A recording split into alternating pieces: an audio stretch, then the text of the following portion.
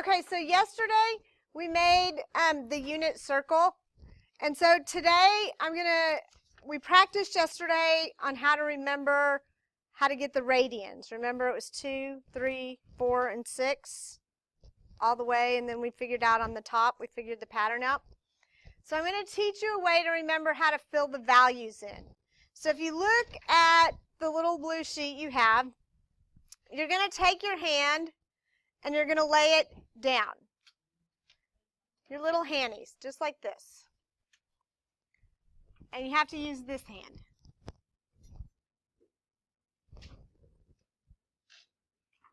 Or it doesn't work. Okay? Okay, no, just put your hand down. Just set your hand down on your desk. Oh my gosh, I just said this hand on your desk.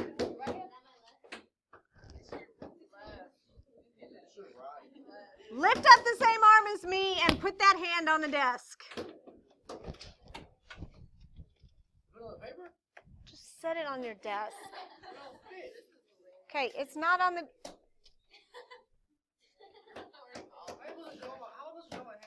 Okay, I didn't say we're drawing your hand. I said put your hand on your desk. Not on the paper, not to draw it, just set it down. So, okay, Joseph. Okay, so that's karma.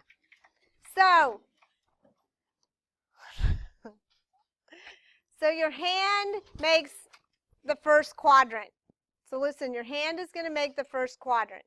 So this is 0, this is your 30, this is your 45, this is your 60, and this is your 90.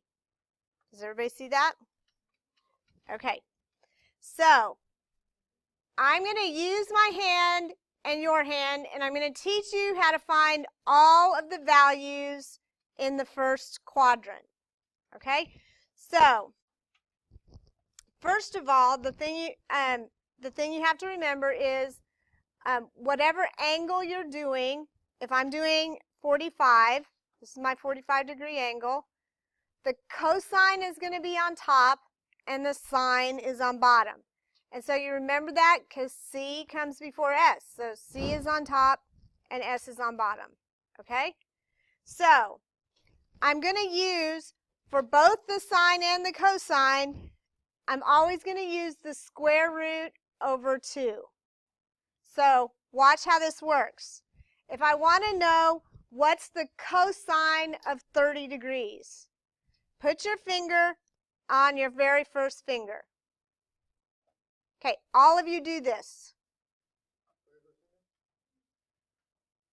That's your thumb. Count, okay, you can sit outside. I want to finish this. Okay, so on your first finger. So how many fingers are above that finger? If I put a 3 right here, that tells me that the cosine of 30 degrees is the square root of 3 over 2. How many fingers below? What's the square root of 1? 1. So 1/2 is the sine of 30 degrees. So go to 45. How many fingers above? So the cosine is the square root of 2 over 2. How many fingers below? So the sine is the square root of 2 over 2. At 60, or pi over 3, how many fingers above? So if I put 1 in, the square root of 1 is 1. So it's 1/2 is the cosine. What's the sine at the square root of 3? Square root of 3 over 2. So now the quadrantals. I didn't do the first and the top one, okay? So at 0 degrees, how many fingers are above? What's the square root of 4? Bless you. 2 divided by 2 gives you 1. How many fingers below? None, so it's 0. So if you go all the way to the top, how many fingers above this? So that's 0. How many fingers below? The square root of 4 is 2. 2 divided by 2 is 1. So that gives you every value through the first quadrant. Okay? So we're going to be able to use that to fill in the whole circle, which you're going to have to memorize. I'm going to take that phone, and then I'm not going to let you go to the bathroom.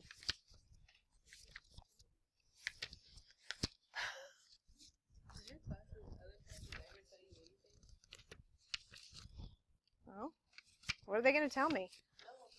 I yell at them in their classes too. They're all used to it. I don't care. They should have been here in class, and they wouldn't have to listen to all this.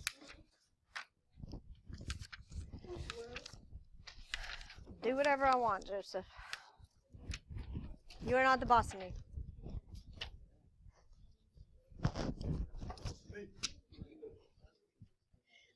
Okay, so in the unit circle, so first of all, the positive, so if you remember,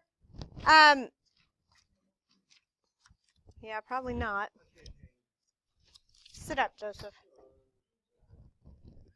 Okay, so the cosine of theta was the x value, and the sine of theta is the y value.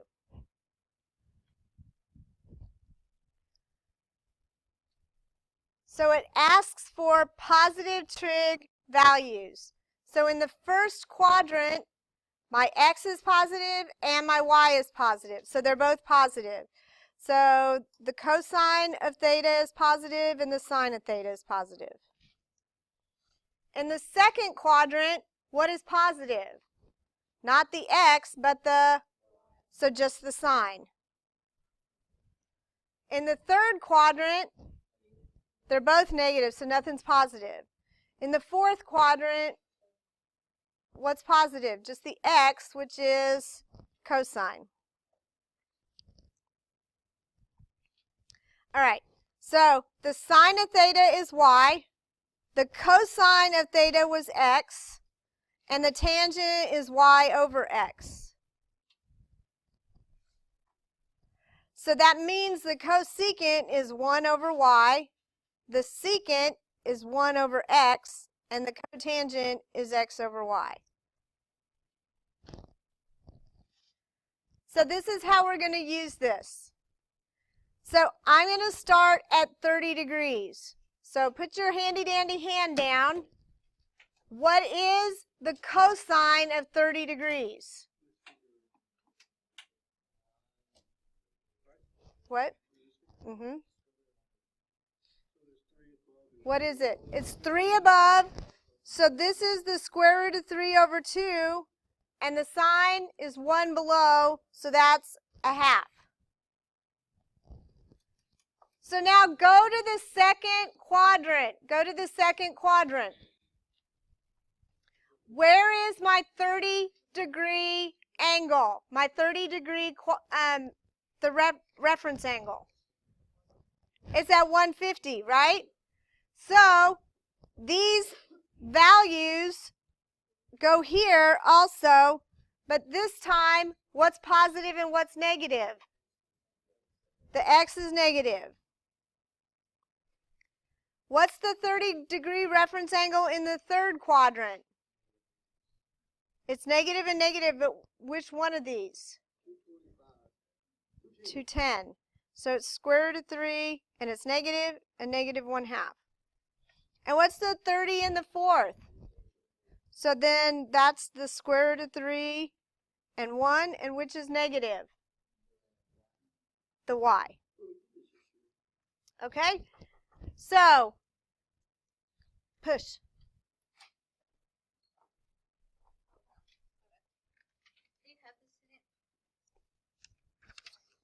Yes. Okay.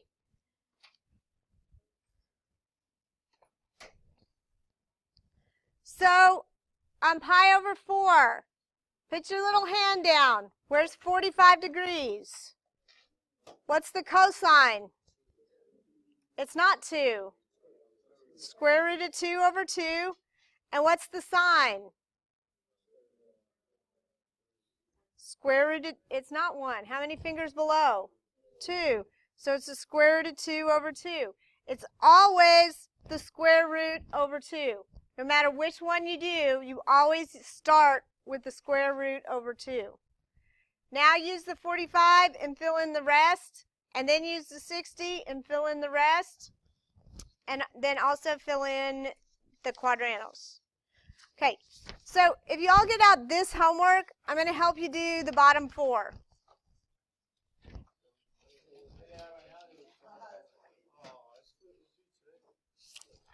Get this out.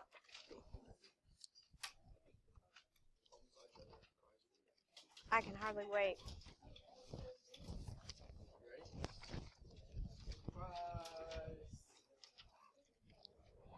Oh, I'm sorry, honey. No, honey, at the beginning is 6th.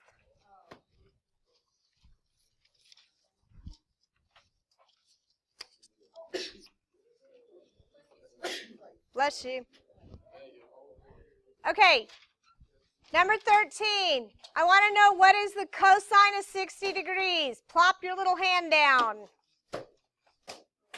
Which one is 60? The third is cosine up or down? How many fingers? 1. What's the square root of 1? So the cosine is 1/2. So on your little pink paper,